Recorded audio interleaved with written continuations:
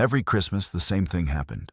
We'd set up for the family photo, everyone ready, smiles prepared, in front of the tree.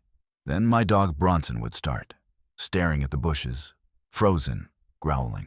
Bronson, stop it. He wouldn't move, eyes locked, seeing something. We saw nothing. 7 years like this, every Christmas. Same bushes, same growl. My wife would get annoyed. Stupid dog ruining the photo. I'd laugh it off. This year I got curious. I looked at 7 years of 84 Christmas photos. In every single one, Bronson staring at the same spot, the bushes. I zoomed in, enhanced the image. First photo I saw a silhouette. Second photo, two. Third, fourth, all 7 years. Same silhouette, same location. Someone had been hiding in our yard every Christmas, watching us. I sharpened the image. A face emerged. I recognized them, and everything changed. I found my wife's emails. Ready to take the children? Can we control the 2.4 million trust? 7 years they'd been collecting evidence, but they didn't account for one thing. Bronson knew everything. My name is Garrett Stevens. I'm 36 years old, and in 74 photographs, I discovered something. Let me go back to the beginning. I'm Garrett Stevens, software engineer. Was, retired early, smart investments, married to Claire, 12 years, 2 kids. Nolan, 9 years old. Petra, 6. We lived good life. Nice house. Suburban neighborhood. Normal family. My father had passed 3 years ago. Left substantial trust fund, 2.4 million. For my children, Nolan and Petra, but with conditions. Trust required fit guardian to manage it until kids turned 25. If I was deemed unfit, custody would transfer. And whoever had custody controlled the trust, managed investments, made decisions. Legal, but concerning clause. My father had been careful, wanted to ensure money was protected, but he'd created a vulnerability, a loophole. Someone could exploit it. I never thought about it much. I was good father, involved, present, no issues. Why would custody ever be a concern? But someone else had been thinking about it, planning around it for 7 years. My brother-in-law, Damien, Claire's older brother, 42 years old, divorced, financial problems, always asking for money, always in debt. Gambling addiction he never addressed. Claire would help him, send money. He's family, she'd say. I didn't object. Wasn't my money, was hers. But Damien wanted more, much more, 2.4 million more. The Christmas photo tradition started 7 years ago. 2016, Nolan was 2. Petra wasn't born yet. We got Bronson that year.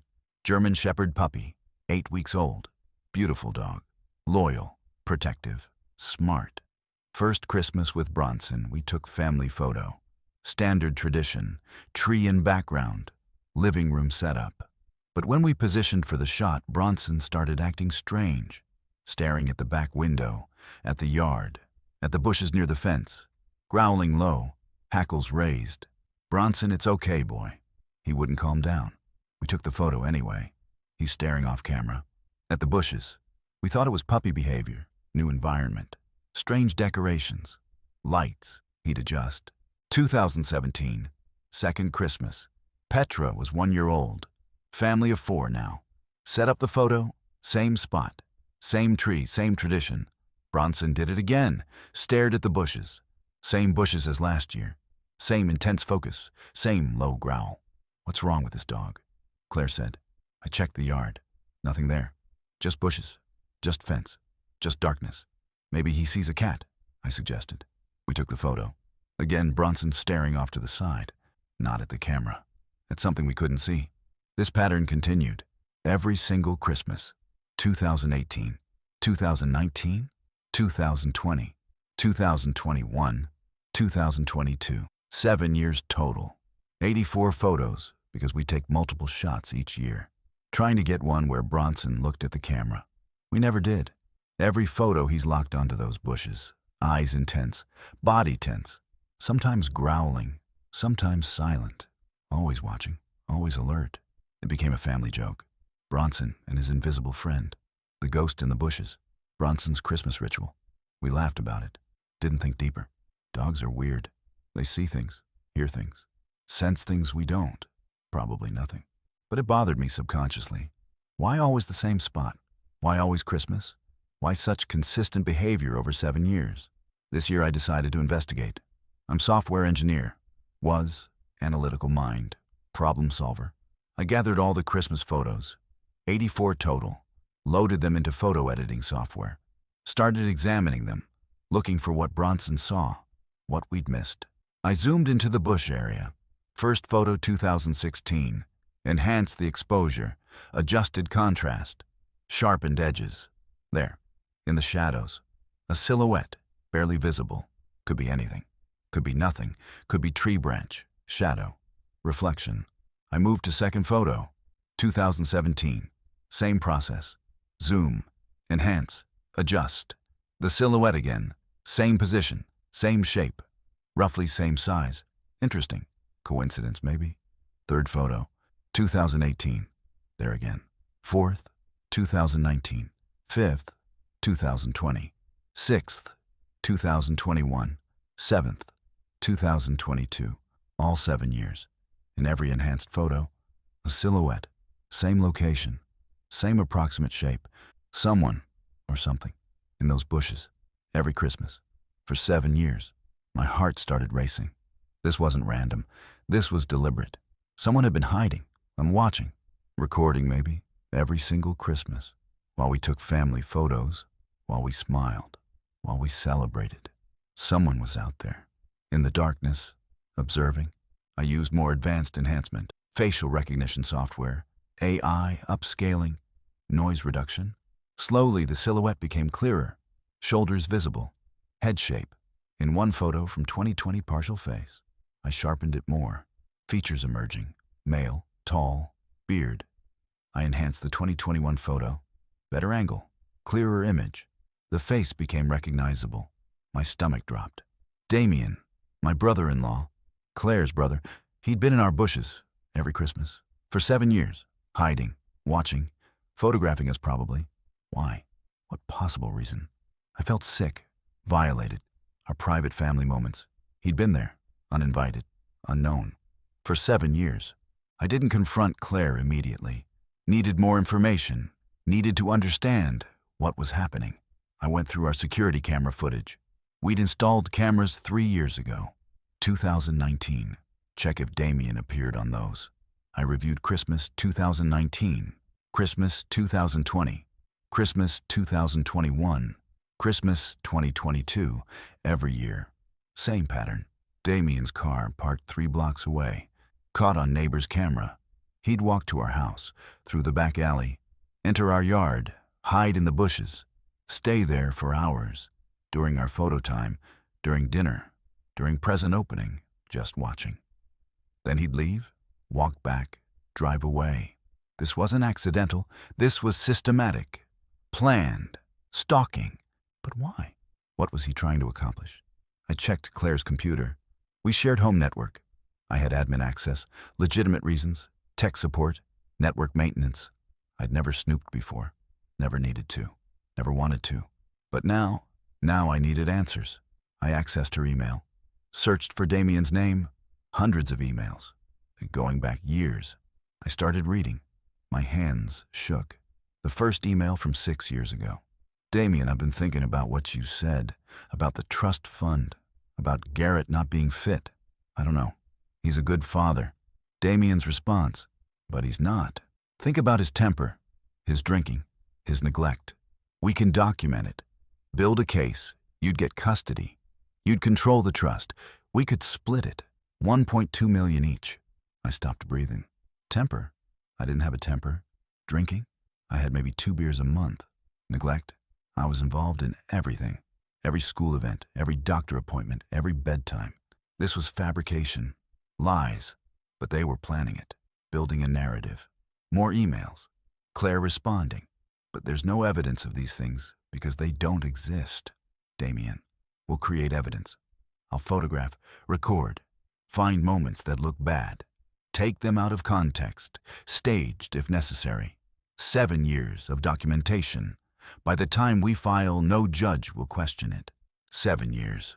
The timeline matched. He'd been gathering evidence every Christmas, photographing us, looking for anything that could be twisted, made to look like bad parenting, unsafe environment, unfit father. The emails continued, year after year. Updates, progress reports, Claire expressing doubts, Damien pushing harder, reassuring her, convincing her. They'd even hired a lawyer, Trevor Matheson, custody specialist, known for aggressive tactics, for winning difficult cases.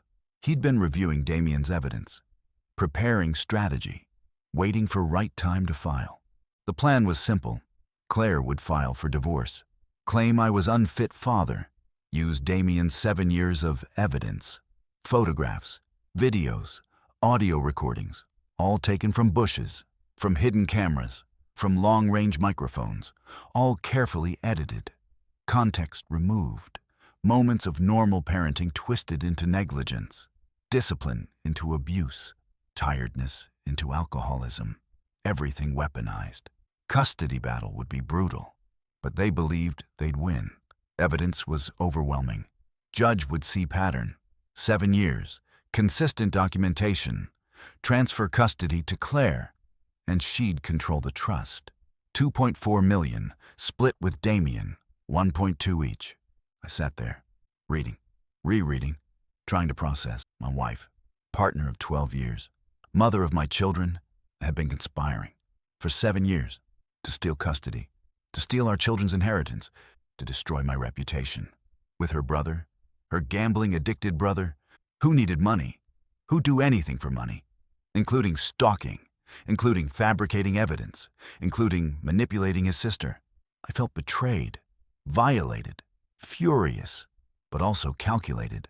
I'm engineer. Problems have solutions. Evidence has counter-evidence. Plans have counter-plans. I documented everything, downloaded all emails, backed them up, multiple locations, cloud storage, external drives, printed copies, saved all enhanced photographs showing Damien, security footage of him stalking, everything dated, everything time-stamped, everything provable. Then I contacted lawyer, not just any lawyer, Catherine Pierce, best family law attorney in state, expensive, ruthless, undefeated. I showed her everything, the emails, the photos, the stalking evidence. She listened, took notes, smiled coldly. This is the most clear-cut case I've ever seen. Conspiracy, stalking, attempted fraud. We're not just defending, we're attacking.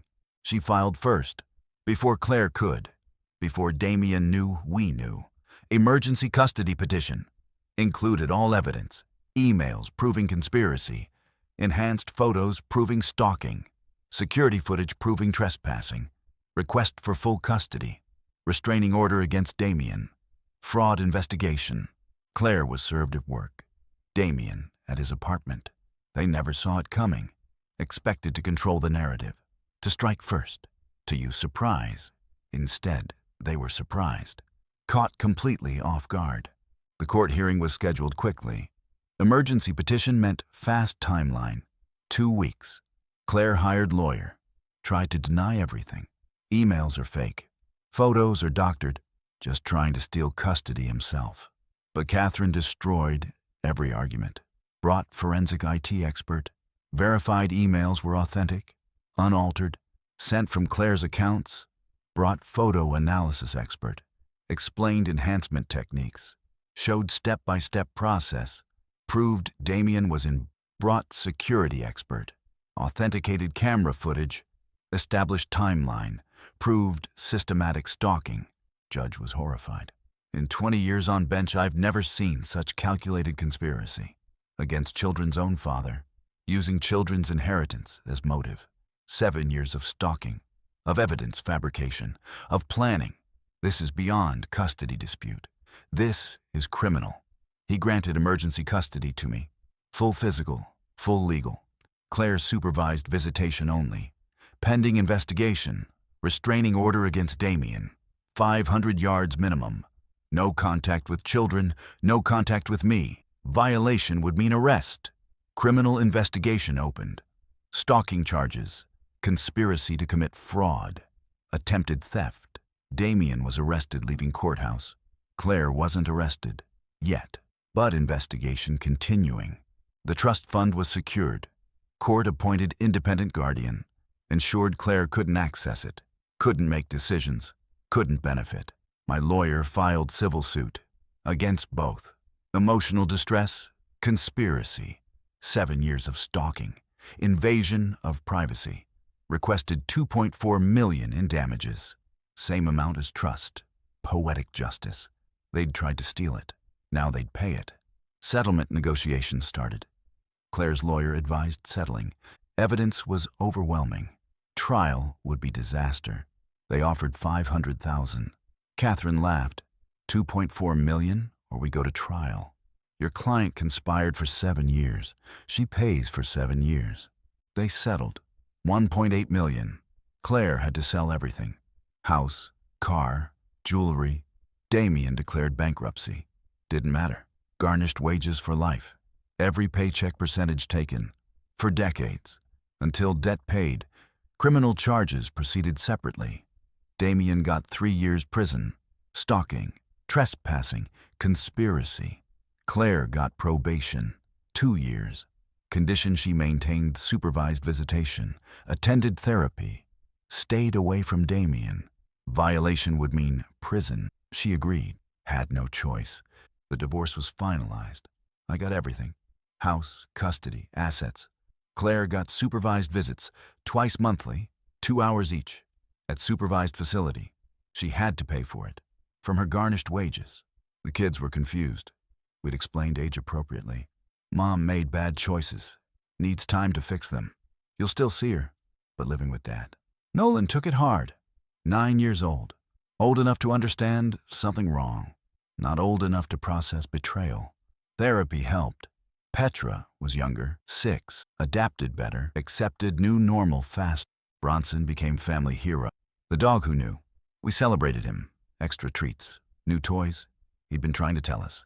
7 years. Every Christmas. Warning us. Protecting us. We'd laughed it off. Called him weird, but he'd known. German shepherds are protective. Loyal. They sense threats. Bronson had sensed Damien every single time. Tried to alert us. We finally listened. 7 years too late. But we listened. I kept all the Christmas photos. Even the ones with Damien hiding. Especially those. Framed one. Put it in my office. Reminder. Of betrayal. Of conspiracy. Of how family can turn. Of how money corrupts. Of how 7 years of planning can unravel in 2 weeks. Of how dogs know. Of how truth emerges. Eventually. Always. The enhanced image shows Bronson in foreground. Staring. Alert. Protective. And in background barely visible, even enhanced. Damien. Hiding. Watching. Scheming. 2 figures. 2 intentions. 1 pure. 1 poisoned. I started foundation. Bronson's Trust. Ironic name. Helps families dealing with custody fraud. Provides legal resources. Expert testimony. Support services. Funded by settlement money. $1.8 million. Most of it went to foundation. Helping others. Preventing what almost happened to us. We've helped 40 families so far. Exposed fraudulent custody claims. Provided evidence analysis. Connected with attorneys. Saved children from manipulation. From parents who'd weaponize them. For money. For revenge. For control. Claire's visitation continued. Supervised. Brief. Awkward. Kids went reluctantly, especially Nolan. He'd overheard things. Knew more than we told him. Knew Mom had planned something bad. Knew Uncle Damien was in prison. Knew family had broken. He was polite during visits. Distant. Petra more forgiving. Younger. Less understanding of betrayal. She'd hug Claire. Talk about school. Show drawings. Claire would cry. Every visit. Regret visible. Genuine, maybe. Too late, definitely. Damien wrote from prison. Long letter. Apologizing. Explaining. Gambling debts were crushed. Owed dangerous people. Needed money desperately. Saw opportunity. Convinced myself it was justified. That you didn't deserve the trust. That Claire did. That I did. Rationalized everything. 7 years of rationalization. Of lies. Of stalking. I'm sorry. I destroyed family. Destroyed relationship with sister. With nephews. With you. For money I never got. For plan that failed, I deserve prison. Deserve worse. I didn't respond. Nothing to say. Apology doesn't undo 7 years. Doesn't erase stalking. Doesn't rebuild trust. He'd get out eventually. 3 years. Probation after. Garnished wages forever. But he'd be out. Free. While we'd live forever with what he did. With what Claire did. With 7 Christmases of violation. The photos went viral. I'd shared story anonymously online. Reddit post. My dog stared at bushes every Christmas for 7 years. Enhanced photos showed why. Included evidence. Enhanced images. Timeline. Outcome. It exploded. Millions of views. Thousands of comments. News outlets picked it up.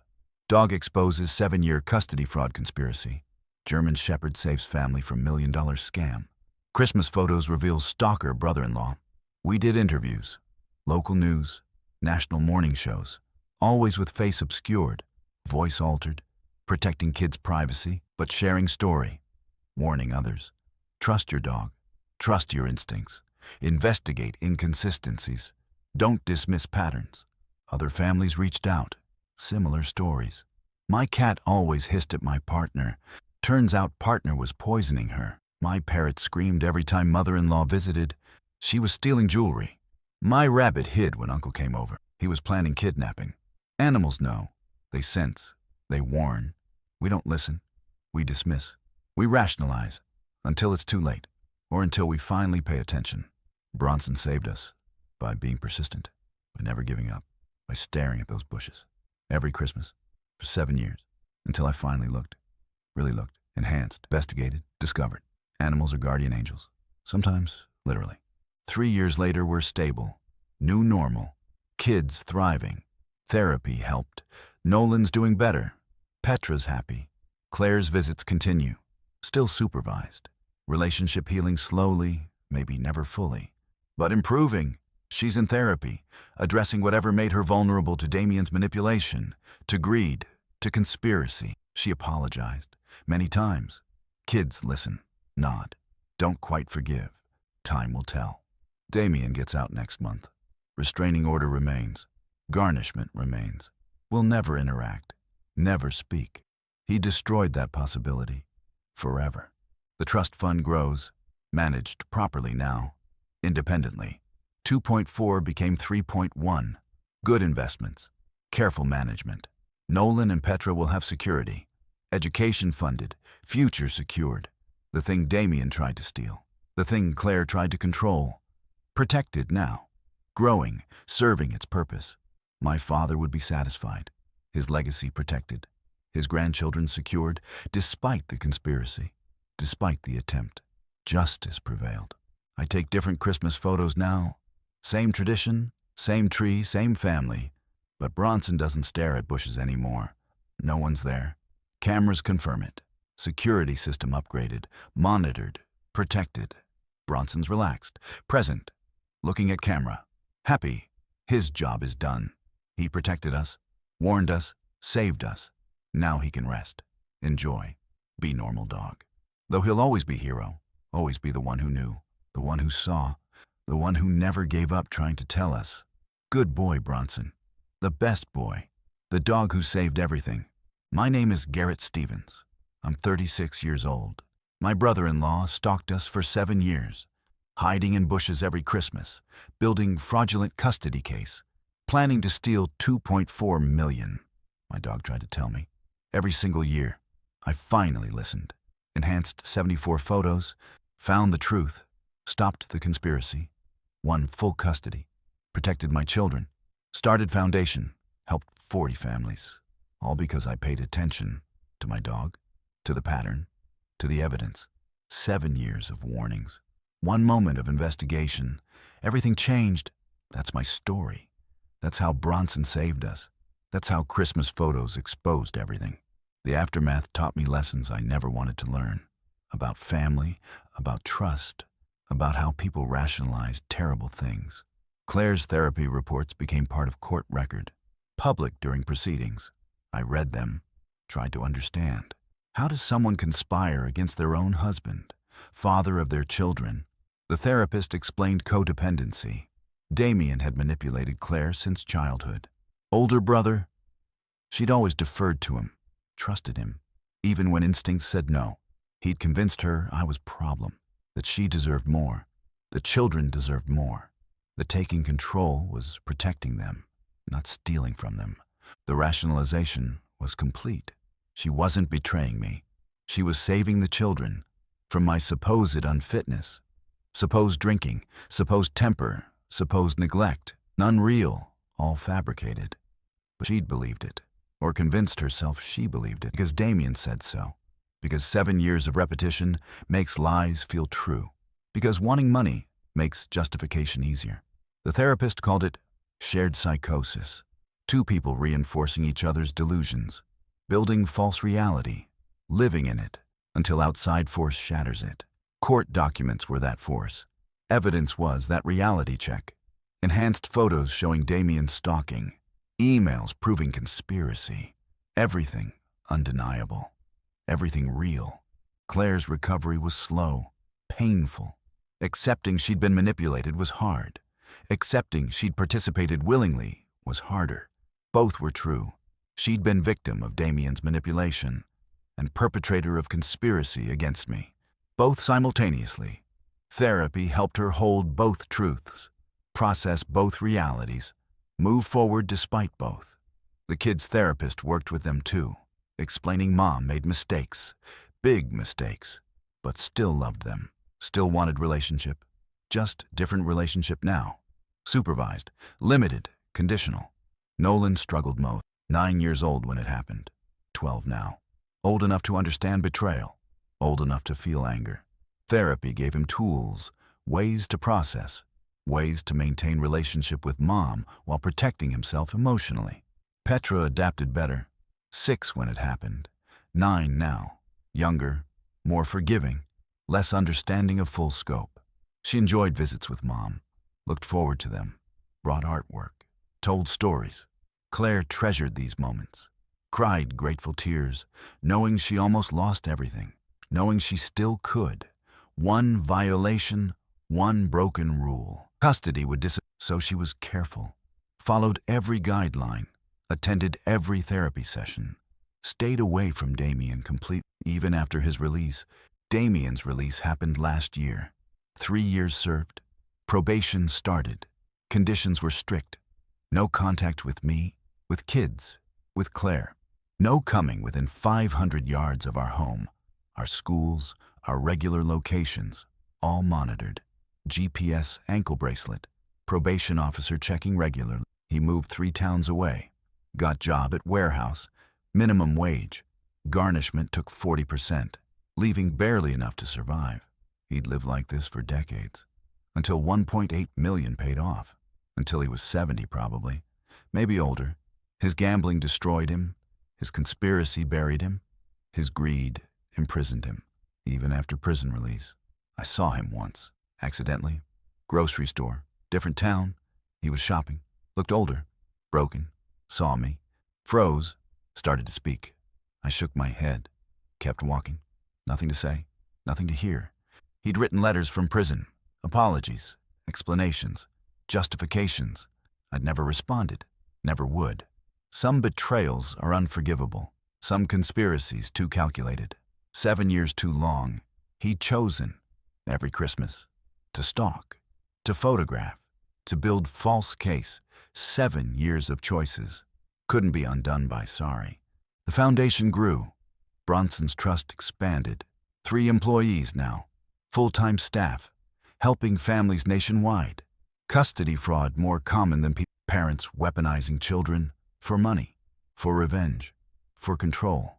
We'd helped 160 families now. Exposed fraudulent claims, provided expert analysis, connected with attorneys, prevented conspiracies, saved children. Every case reminded me why we existed, what almost happened to us, what did happen to others, what we could prevent. We developed techniques, red flags to watch for, patterns indicating fraud, sudden custody interest from uninvolved parent, claims without evidence, evidence that seems staged, photos out of context, recordings edited, witnesses who are biased, timeline that doesn't match. We trained lawyers, judges, social workers, how to spot fraud, how to investigate properly, how to protect children from being weaponized. The work was satisfying, meaningful, turning our nightmare into protection for others. Media attention continued. We'd done documentary, The Christmas Conspiracy, aired on streaming service, 40-minute episode, told whole story, enhanced email evidence, court testimony, outcome, everything. Bronson was star, showed clips of him staring at bushes every Christmas, warned us, protected us. Viewers loved him, loved the story, loved the justice. Comments flooded in, thousands, sharing their own stories, their own animals who knew, their own patterns they'd ignored, their own conspiracies they'd uncovered, or wished they'd uncovered sooner. The documentary created awareness about custody fraud, about stalking, about conspiracy, about trusting instincts, about investigating patterns, about believing your dog. Silly as it sounds, dogs know, they sense, they protect.